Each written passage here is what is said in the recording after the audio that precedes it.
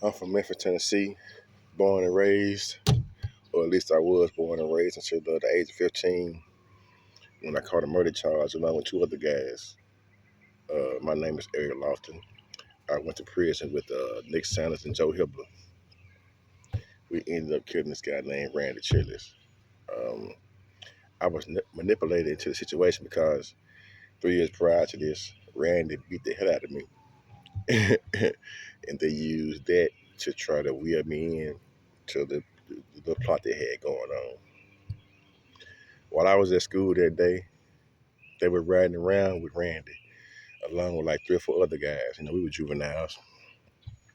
They had a stolen car, riding around doing whatever they do.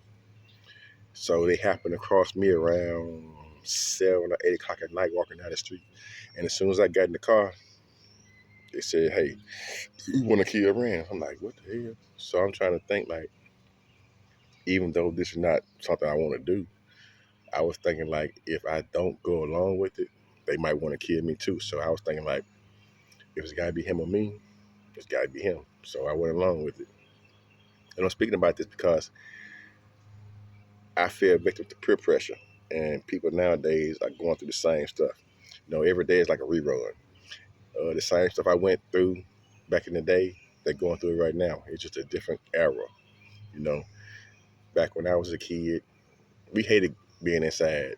And the last thing we wanted to do was be inside. But nowadays, with all this social media and gaming systems and everything, people are inside and don't really know how to socialize like we did. However, at the same time,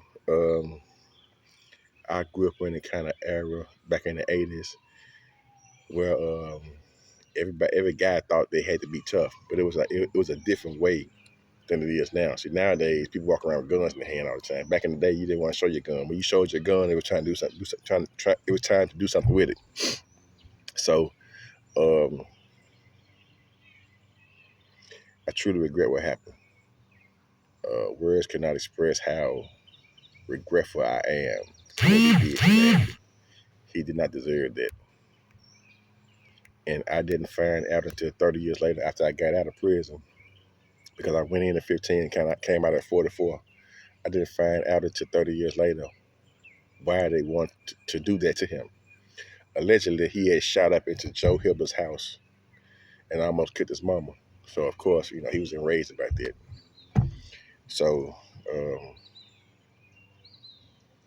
that is what inspired the death of the young man. He was 18 years old. And I wish I could take it back, but I can't. So, all I can do is tell my story in hopes that other people can learn from my mistakes and not do anything similar to what I did.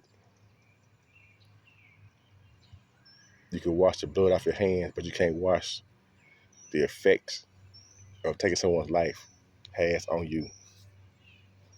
I have to live with that forever. And I am comfortable with the fact that you live by the sword and you die by the sword. So at some point in time, somebody might try to kill me.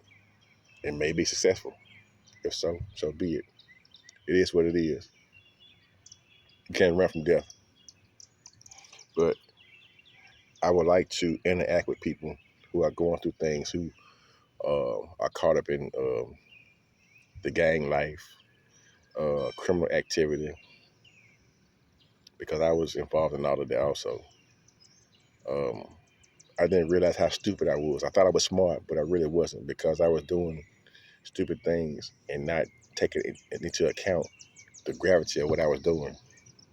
It's hard for somebody at that age to really understand the things that they're doing, especially if they don't have any guidance. Nobody is around them that is trying to give them the benefit of their wisdom. And even when you have somebody around you trying to tell you certain stuff, you might not want to accept it.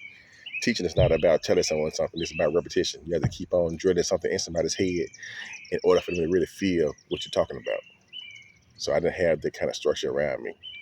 I was really raised by the streets. My mom had 2 jobs. My granny had a job. I had 2 knucklehead uncles. That was it.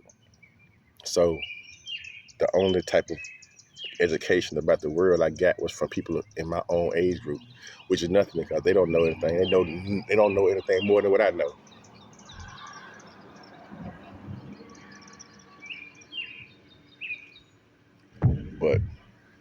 I've been out 7 years with no incident, no negative interaction with anybody.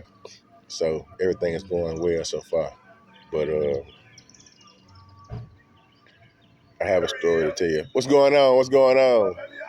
Yeah, I'm doing some YouTube stuff right now. When I'm really posting a video, I'm doing a video, and after I do the video, I'm gonna put it on. And that's all good. It's all good. It is what it is. All right. That's a neighbor, man, an old friend of mine. Been knowing over 40 years. Um, but yeah, I have a lot of other stories to tell you because I was in prison for 29 years, and I've seen a lot in 29 years, of course. So stay tuned.